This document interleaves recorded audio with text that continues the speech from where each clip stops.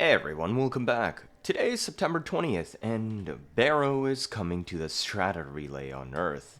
As a reminder, in 1 week from now, September 27th, the Tokyo Game Show is going to be going live, and that is where Warframe is going to be showing their latest, greatest update on Kume, because it's been a while since we've had a proper update. But let's go see what Baro has to offer this time.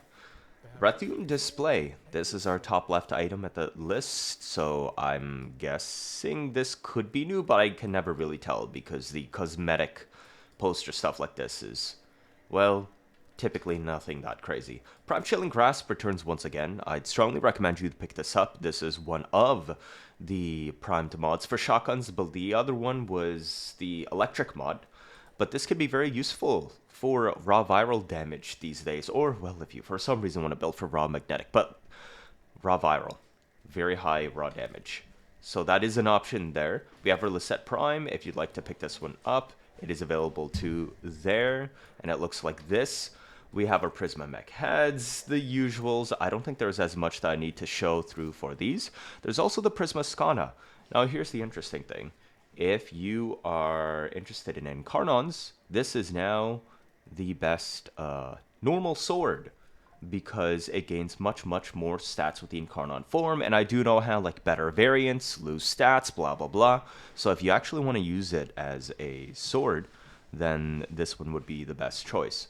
Now if you instead want to use it as a stat stick for buffing other stuff, then the normal Skana is still better because for stat sticks you only care about the buffs the Incarnon gives rather than the stats of the weapon itself.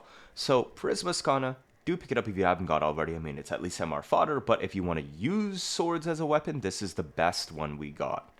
Axia 2 Relic. If you want to get your Aklex and Lex Primes, it is available in the shop once again. Prime Bane of Corpus.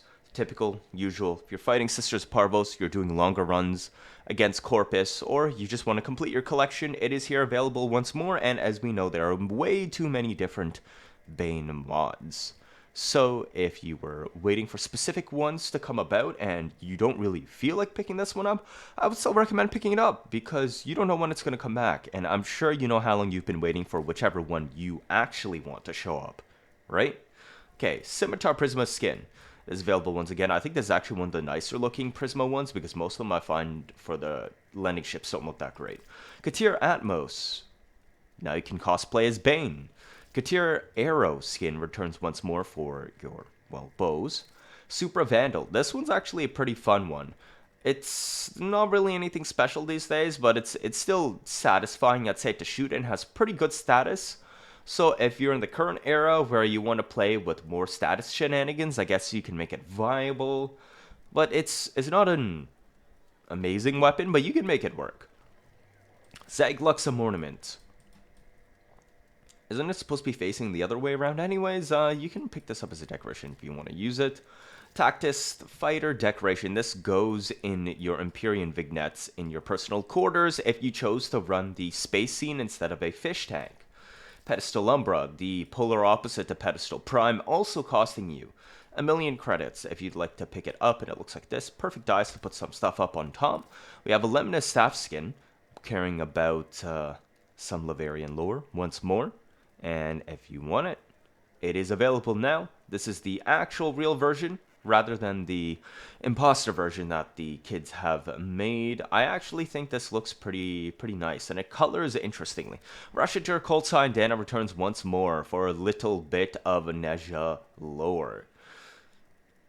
It's a bit scuffed. I prefer the actual Syandanas that this one is based upon, but if you'd like to pick it up, then it is available once more. Harpy Fighter Decoration, also for your Empyrean Vignette.